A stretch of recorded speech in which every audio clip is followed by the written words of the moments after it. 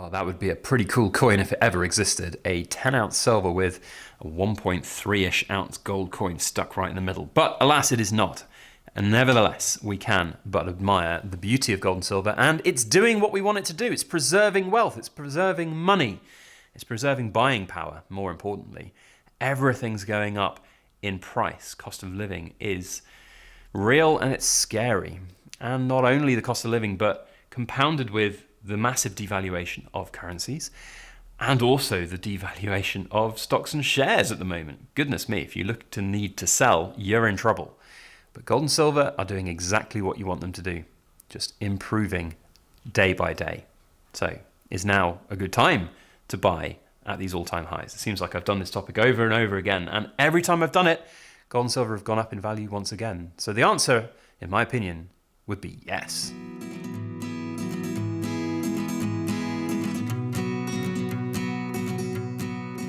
Backyard Bullion here, and a very warm welcome to you all joining me for another Precious Metal Ramble, where we have down-to-earth discussions about all things precious and shiny.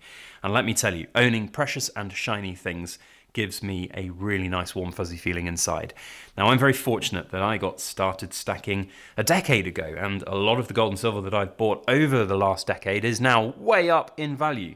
And that's great, but when you put it in context of the value of the gold and silver being up, meaning that the value of your pounds, pennies, pence, dollars, yen, euros, and whatever are way down.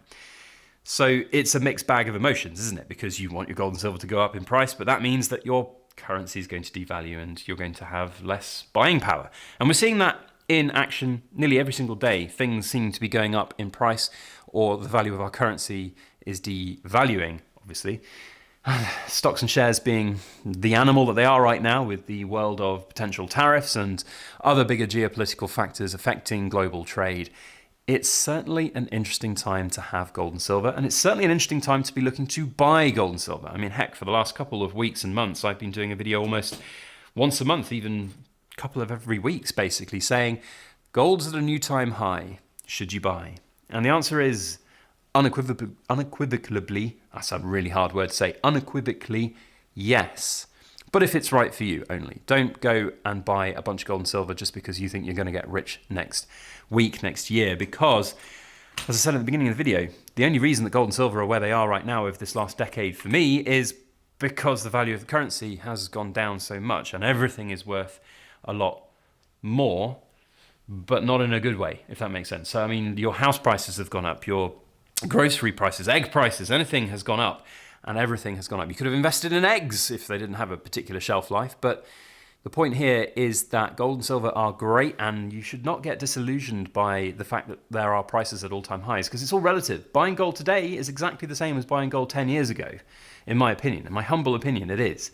And if you are at least keeping pace on the world of wage growth, if you are fortunate to be in a job that has continued to improve your lifestyle in terms of the pay growth you're getting, the career growth you're getting, whatever it might be, then you really are on exactly the same even keel as stackers were 10 years ago when they were buying at £900 an ounce. Even, I think the cheapest ounce of gold I've got is £900 an ounce from a Krugerrand, but this was when I was buying silver, and I didn't buy gold at that point. I should have bought gold at that point, because right when I got started buying some of my first bits of silver, gold was around £700 an ounce.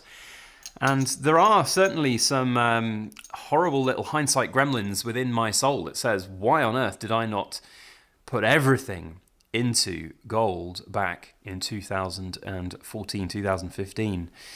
And the simple answer is that that would have been a really stupid thing to do. Whilst you look in hindsight and you think, yeah, that's not stupid. You could have done incredible things. You could have tripled your money over the 10-year period. But again, you're not tripling your money, really. You're just keeping pace with where things were in terms of house prices. I remember the house we bought in 2012. I don't know what that price for that house would be now. We've long since moved out from it. But I can bet you bottom dollar that house price has gone up catastrophic amounts. I don't know whether it have tripled, but it certainly has gone up a lot. And it's almost getting unobtainable for people now to get on the property ladder, and that sucks. And just general things in life going up all the time. But gold and silver are this constant of keeping wealth protected. Now, there are ways, and you see in this crazy, silly world of everything has to be, a 20x return within a couple of weeks, like crypto or various different stocks. Picking the right stock is almost impossible to do, and you want those quick returns to get rich quick. It's not going to happen to everybody. And you see these silly meme coins, the crypto meme coins, where people pump and dump, and how that's legal, I do not know. But you have to take a long-term view on things and have a balanced approach and everything. And that's what I've always done. So without giving formal financial advice, just make sure that if you are buying gold and silver, that it makes sense for you, and understand what you're getting yourself into as well. One of the best things that I think about gold and silver is that it's real, it's physical, it's here, rather than just numbers on a screen. And especially when you start to hear horrible rumours, not even rumours, actual things said in budgets here in the UK. So once every couple of months here in the UK, we get this thing called the budget, or the sort of budget update. I think it was like the spring statement or something that we had just recently, where the government announced that they were giving HMRC, our tax authority, like the IRS for you over in the US, lots of additional money to start basically enforcing tax dodgers, tax cheats, people who are not doing things right, and even potentially giving powers to HMRC just to take money from your bank account.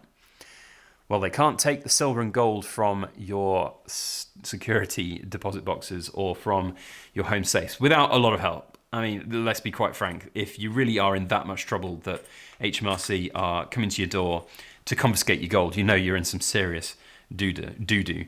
That said, I mean, listen, if you are worried about HMRC knocking on your door and you want to put all your wealth in gold and silver, I mean, that's just a bit of a fallacy, quite frankly. You're still going to get in trouble. One way or the other, you're still going to have to pay any debts that you owe, pay those taxes. The people who say, I'm going to put all my wealth into the gold and silver so the government can't get their dirty hands on it, you're just lying to yourself, or you've been lied to, or you've just fallen down a silly conspiracy theory rabbit hole, quite frankly. Pay your taxes. Nobody likes paying taxes.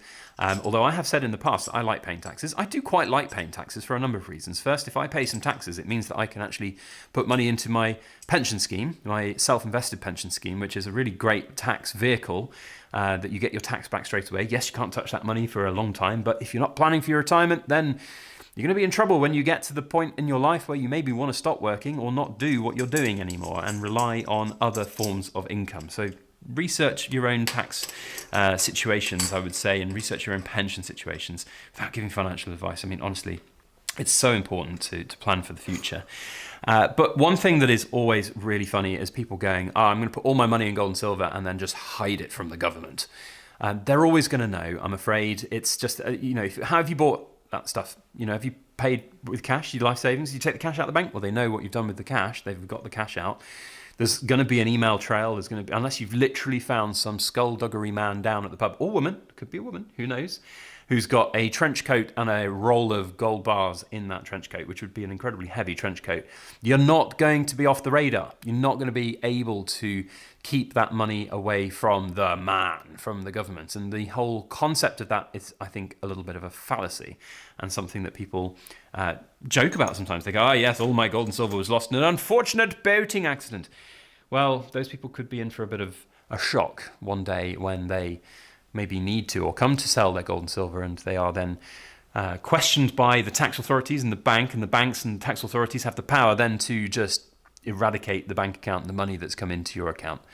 It's going to happen, and it has happened in the past, and I can see that happening even more into the future. So yeah, it sucks, but the one thing that is constant for me is gold and silver. If you do everything right, if you buy it correctly, if you are sensible about your investments and you take it seriously rather than memeing it and having silly apes on Reddit tell you that tomorrow is a silver squeeze, or when was it, a couple of days ago, and oh look, literally nothing happened from the squeeze. The price of silver actually went down on the day of the squeeze, which I think is pretty indicative of how stupid that whole idea was. There were some interesting videos made by a couple of different YouTubers. One I'll quote is Silver Seeker, who rang around a number of different coin shops and wholesalers on the day of the squeeze. And they didn't know it was happening, basically. And there were silver galore, easy to replenish wholesale stocks from wholesalers. And there is no shortage of silver. I mean, it's just a fallacy. Silver is not a rare metal. It is just rarer than other things. And often silver is a byproduct of other mining, copper, for example. So it is plentiful and it is easy to find. It is not difficult to find. So yeah, I still take great pleasure in that I own gold and silver. But if you are looking at things right now, should you be buying? I mean, this is the whole point of the video today. Should you still be buying some gold and silver at these all-time highs? If it's right for you, yes, 100%. And like I said in my previous video last weekend about the silver squeeze, if you are looking to buy silver, not because tomorrow you think you can squeeze it to oblivion and make a boatload of money, then just buy it. Stick it in a safe, stick it in a safe deposit box, forget about it for 10 years. If I hadn't been doing YouTube all this time and I just bought a bunch of silver or gold, put it in a safe deposit box and just forgot about it and came back today to have a look at the gold and silver, I'd be very pleasantly surprised. Now, I'm the kind of person that likes to keep track of everything and have a big Excel document with all the different things and spot price on the day plugged in, what is it all worth and everything. I love doing that. I'm just very sad when it comes to that kind of thing. But some people just buy it, forget about it, and that's how they do it. And it works for them. And it works really well for them, certainly buying gold and silver. But do so with caution, because as I've done many times before on this channel, if you buy and you overbuy and then you're committed to buy something else, or something happens, you need to replace your boiler or your car breaks down, or you have an emergency and you need to access some funds very quickly, then you might come unstuck if you don't know what you got yourself into, or if you've gone overboard, because there is a spread on this stuff. Physical is more expensive to buy than just paper stuff, but having it, oh boy, it makes me feel more comfy. It really does.